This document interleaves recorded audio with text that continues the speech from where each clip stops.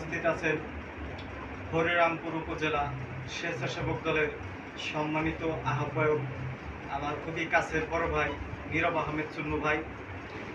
আরও উপস্থিত আছেন হরিরামপুর উপজেলা স্বেচ্ছাসেবক দলের সদস্য সচিব ইমরান ভাই। আরও উপস্থিত আছেন হরিরামপুর উপজেলা স্বেচ্ছাসেবক দলের সিনিয়র যুগ্ম আহ্বায়ক নাজমুল হাসান ভাই। আরও উপস্থিত আছেন হরিরামপুর উপজেলা স্বেচ্ছাসেবক দলের যুগ্ম আহ্বায়ক লাল মিয়া ভাই। আরও উপস্থিত আছে হরিরামপুর উপজেলা স্বেচ্ছাসেবক দলের যুগ্ম আহ্বায়ক সাইম ভাই। আরও উপস্থিত আছে হরিরামপুর উপজেলা স্বেচ্ছাসেবক দলের যুগ্ম আহ্বায়ক মিল্লু ভাই। আরও উপস্থিত আছে হরিরামপুর উপজেলা স্বেচ্ছাসেবক দলের সম্মানিত সদস্য দেওয়ান আরিফ ভাই সহ উপস্থিত বিভিন্ন ইউনিয়ন থেকে আগত সকল ইউনিয়নের নেতৃবৃন্দকে জানাই আমার পানির সংগঠন তথা বাল্লা ইউনিয়ন স্বেচ্ছাসেবক দলের পক্ষ থেকে সংগ্রামী শুভেচ্ছা এবং অভিনন্দন। তো আজকের আলোচনার বিষয় হচ্ছে আমাদের বিগত দিনে আমরা রাজপথে আন্দোলন সংগ্রামে ছিলাম, কিন্তু সেখানে আমরা সীমিত কিছু লোককে পেয়েছি, সব লোককে কিন্তু আমরা পাইনি। কিন্তু ইদানিং দেখা যাচ্ছে 2-4 দিন ধরে তারা আমাদের সাথে যোগাযোগ করার চেষ্টা করছে। তারা এখন মূলত তারা তাদের সুবিধা নেওয়ার জন্য তারা আমাদের সাথে যোগাযোগ করছে, কেননা বিগত দিনে কিন্তু আমরা তাদের পাইনি।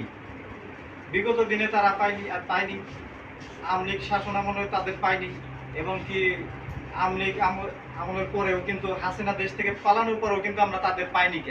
কারণ আমাদের মাঝে মানে আমরা জানি যে আমাদের এই হরিরামপুর আসন ভাগ হবে না, আমাদের মানিকগঞ্জে 3টা আসন আছে, 3টা আসনই থাকবে, এটা আমরা আগে থেকেই জানি। এই জন্য আমরা আগে থেকে দাদাকে ভালোবেসে দাদার সাথে ছিলাম এবং আছি এবং ইনশাল্লাহ থাকবো। তো দ্বিধাদ্বন্দ্বের কারণে অনেক লোক গ্রুপিং করে আমাদের কোণঠাসা করে রাখছিল।